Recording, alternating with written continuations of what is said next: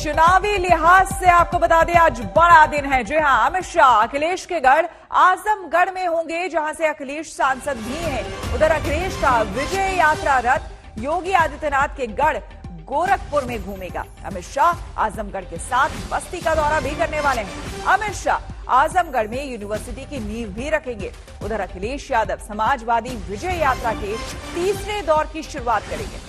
पूर्वांचल के साथ पश्चिमी उत्तर प्रदेश में भी सियासी पारा चढ़ेगा। यहां जुबीन ओवैसी रैली करने वाले हैं।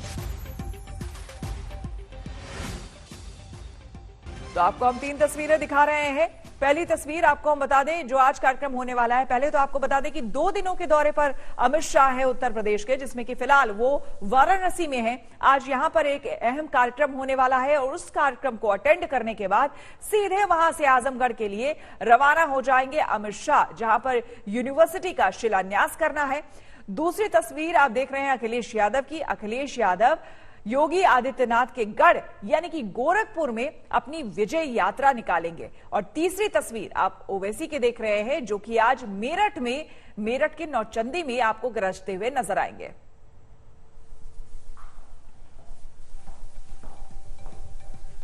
तो आपको बता दें कि आज शक्ति का शनिवार है।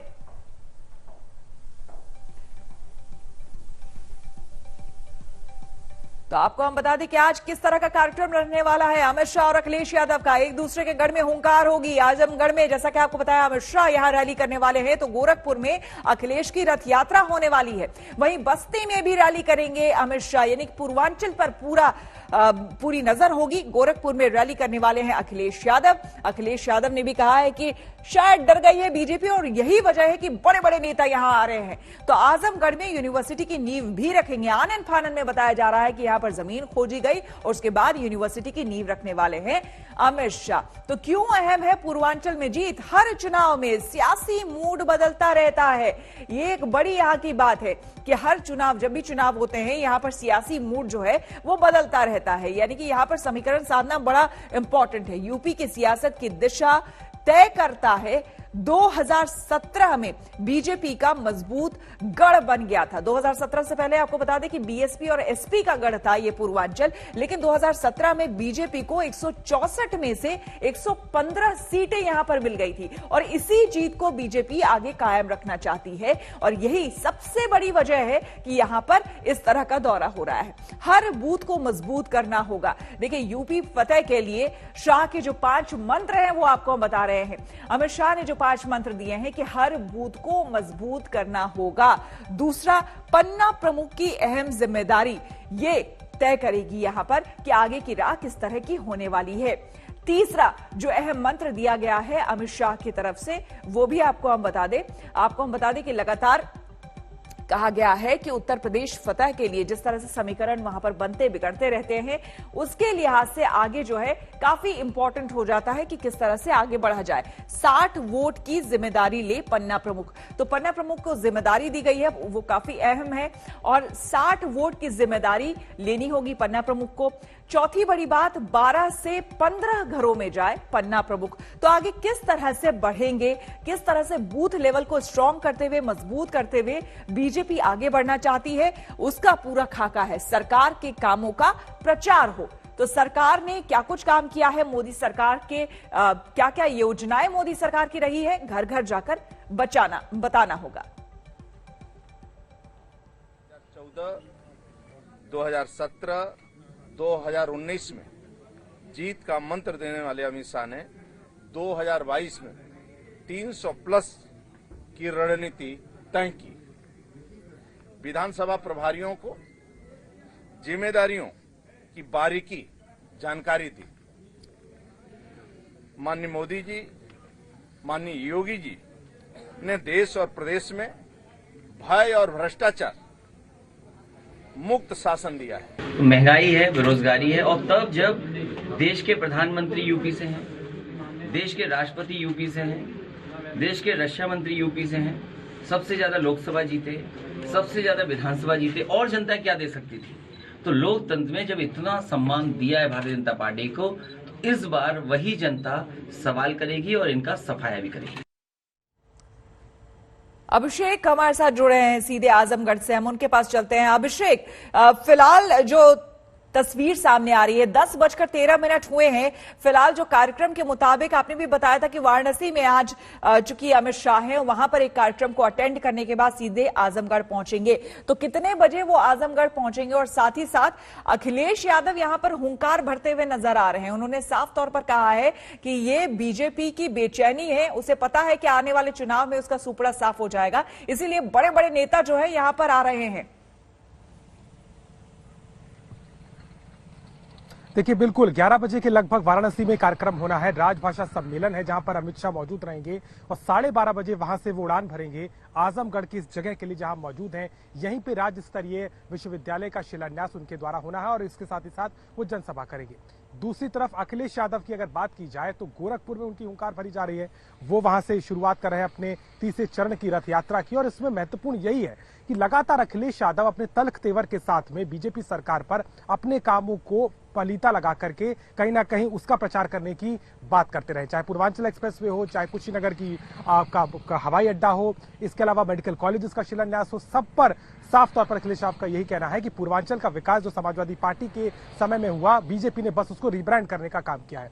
लेकिन कल की बैठक में भी ये बात साफ कर दी अमित शाह ने वाराणसी में कि सरकार के जो भी काम है उनको गिनाया जाए, क्योंकि जिस तरीके का आरोप समाजवादी पार्टी लगाती है उसको कहीं ना कहीं भ्रम को तोड़ना होगा, पहली बात। दूसरा, सदस्यता अभियान को बढ़ाएं, ज्यादा से ज्यादा बूथ पे काम किया जाए, एक कार्यकर्ता कम से कम 15 वोटर को जोड़े। ये सब चीजें बताती हैं कि जमीन पर संगठन और सरकार का समन्वय ही होगा जो बीजेपी की नैया को पार लगाएगा। और आज जब आजमगढ़ में अमित शाह मौजूद रहेंगे, जनसभा को संबोधित करेंगे, तो इन तमाम बातों को जरूर गिनाएंगे कि आजमगढ़ के लिए क्या हुआ, वाराणसी के लिए क्या हुआ, मिर्जापुर में क्या हुआ और इस पूरे अंचल में जहां 165 सीटों का दारोमदार है, क्यों 115 सीटें 2017 में मिली और 2022 में उससे ज्यादा का टारगेट लेकर के बिल्कुल अभिषेक, बिल्कुल आगे भी आपसे हम जानकारी लेंगे, लेकिन इस बीच अब हम रुक करेंगे अगली खबर की ओर। आपको बता दें कि हिंदू और हिंदुत्व को लेकर बहस अब तीखी होती जा रही है। जी हां, सलमान खुर्शीद की किताब को लेकर विवाद के बीच इस बहस में राहुल गांधी कूद गए हैं। उन्होंने कहा है कि हिंदू और हिंदुत्व दोनों अलग अलग चीज है। हालांकि बीजेपी ने तुरंत उनको निशाने पर ले लिया। फिर आप कहते हो कि आप कम्युनिस्ट विद चाइनीज कैरेक्टरिस्टिक्स हो, तो आप मुझे ये बता दो, आप कम्युनिस्ट हो या आपके पास चाइनीज कैरेक्टरिस्टिक्स हैं? दोनों तो हो नहीं सकते, क्योंकि अगर आप कम्युनिस्ट हो तो फिर आपको कम्युनिस्ट ही कहलाना चाहिए। तो मुस्कुराने लगे। तो यही सिंपल सी लॉजिक है। अगर आप हिंदू हो तो हिंदुत्व की क्या जरूरत, ये नए नाम की क्या जरूरत? और ये जो हमारी विचारधारा है ये पुरानी है। राहुल गांधी जी ने सलमान खुर्शीद के व्यक्तित्व के ऊपर, सलमान खुर्शीद जी के किताब के ऊपर अपनी सफाई रखी है और उस सफाई में उन्होंने हिंदू धर्म के ऊपर और हिंदुत्व के ऊपर जिस प्रकार का प्रहार किया है, इसमें कोई नया विषय नहीं है। यह कांग्रेस का और गांधी परिवार का चरित्र रहा है कि जब भी उनको मौका मिलता है तो हिंदू धर्म के ऊपर प्रहार जरूर करते हैं, अवश्य करते हैं। भगवान श्री राम के ऊपर अविश्वास जरूर व्यक्त करते हैं। आज के हिंदुस्तान में बीजेपी आरएसएस ने नफरत फैला दिया है और कांग्रेस की विचारधारा जो जोड़ने की, भाईचारे की, प्यार की विचारधारा है, उसको बीजेपी की नफरत भरी विचारधारा ने ओवरशैडो कर दिया है। मिटाया नहीं है, हराया नहीं है, मगर उनका प्रोपगेशन हमारे प्रोपगेशन से ज्यादा है। मतलब उनके हाथ में लाउडस्पीकर है, उनके हाथ में एम्पलीफायर है, उनके हाथ में मशीनरी है। हमारे हाथ में एम्पलीफायर नहीं है, लाउडस्पीकर नहीं है, मशीनरी है। राहुल गांधी जी ने उपनिषद पढ़े। राहुल जी इस प्रेस कॉन्फ्रेंस के बाद छंदोग्य उपनिषद ऐसा नाम तक उच्चारित करके दिखा दीजिएगा। उपनिषद पढ़ा है आपने? हिंदुस्तान का कॉन्स्टिट्यूशन पढ़ लिया हो तो वही काफी है। हिंदुस्तान के कॉन्स्टिट्यूशन में, संविधान में यह प्रयोजन ही नहीं है कि हम वैमनस्यता फैलाएं। आपने जिस प्रकार से हिंदू धर्म और हिंदुइज्म के खिलाफ बोला है, This is against the basic tenets of Indian Constitution. आपको बता दें कि दिल्ली में लगातार प्रदूषण का स्तर बढ़ रहा है, जिससे लोगों को अच्छी खासी परेशानी हो रही है। घर से निकलना दूभर हो गया है। देखिए, दिल्ली में दम घुटता है।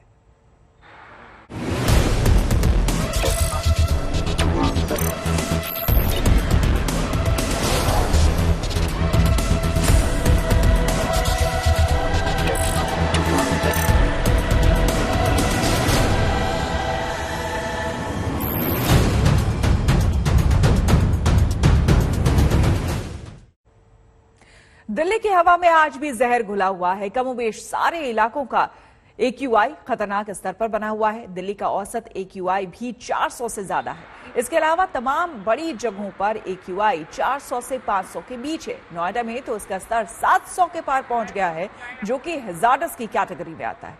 दिल्ली के अलग अलग इलाकों की तस्वीरें दिखा रहे हैं। India Gate, ITO, Lodhi Garden, Nizamuddin, Connaught Place, Gurgaon, इन तमाम जगहों पर आप देख सकते हैं कि किस तरह से आपको ये काला धुआं आसमान पर नजर आएगा। और ये धुंध नहीं, बल्कि ये स्मॉग है। ये प्रदूषण की वो मोटी चादर है जिसको यहाँ के लोग मजबूर हैं यहाँ पर सांस लेने के लिए।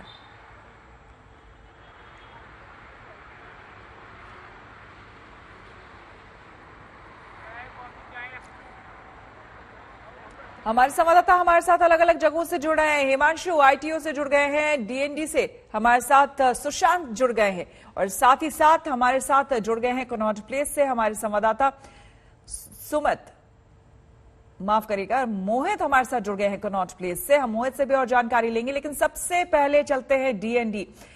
सुशांत, जो तस्वीरें हम आपके पीछे देख रहे हैं वो बताती है कि वाकई दिल्ली कितनी जहरीली हो गई है। यहां पर सांस लेना कितना जहरीला हो गया है।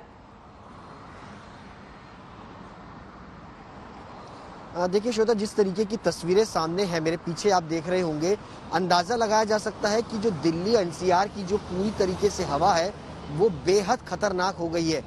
यानी कई अगर कहा जाए तो जिस तरीके से हवा इस वक्त है, मेरे पीछे मैं अपने कैमरा पर्सन से दिखाऊंगा कि ये DND के पीछे कालांदी कुंज, ओखला और जामिया का इलाका है, जो इस वक्त कोहरे की चादर से लिपटा हुआ है। ये कोहरा प्रदूषण का है, जिसके कारण यहाँ पर सांस लेना भी इस वक्त अगर कहा जाए तो खतरनाक है। यानी लगातार जिस तरीके से प्रदूषण का स्तर है, क्योंकि नोएडा की अगर बात करें तो नोएडा में प्रदूषण का स्तर जो है वो PM10 का जो लेवल है वो 772 है। यानी बेहद खतरनाक स्थिति पर नोएडा का जो इस वक्त प्रदूषण का स्तर है।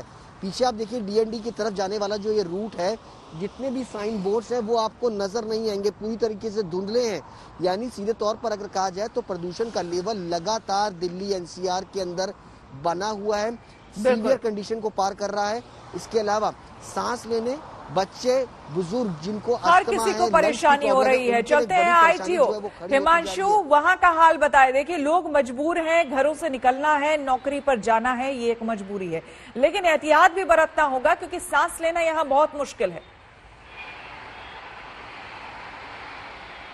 जी बिल्कुल, देखिए हर स्तर पे लड़ना होगा, कोशिश करनी होगी। जिस जगह पर मैं मौजूद हूँ ITO पर, ये बेहद व्यस्त चौराहा है। यहाँ पर गाड़ियों का शोर और गाड़ियों की भीड़ होती है, इसलिए यहाँ पर अगर आप कहें तो पोल्यूशन, गाड़ियों से निकलने वाले पोल्यूशन की वजह से भी ज़्यादा रहता है। आप सामने देखिए, स्मॉग पूरी तरीके से नजर आएगा। आमतौर पे इस वक्त एकदम क्लियर विजिबिलिटी रहती है, लेकिन ये कोई कोहरा नहीं है, ये स्मॉग है, ये पोल्यूशन है, और इसका सीधा असर लोगों पे पड़ रहा है। यही वजह है, शनिवार है, चूंकि आप तो कम लोग निकले हैं, क्योंकि डॉक्टरों ने क्लियर कहा हुआ है कि जितना कम फिजिकल एक्टिविटी आप करेंगे, बिल्कुल, और डॉक्टर की बात आपको सुननी होगी। अगर आपको इस मौसम पर अगर आपको ठीक रहना है तो मोहित के पास सीधे हम चलते हैं कनॉट प्लेस। कनॉट प्लेस की भी अगर हम बात करें तो देखिए, वो मार्केट एरिया है, वहां भी लोग जो है अमूमन घूमने के लिए भी यूं ही आ जाते हैं वहां पर, क्योंकि वो एरिया बड़ा अच्छा है। ऐसे में ये बताइए कि आज तो सैटरडे भी है, यानी शनिवार है, वीकेंड है, तो क्या लोग आपको दिख रहे हैं सड़कों पर?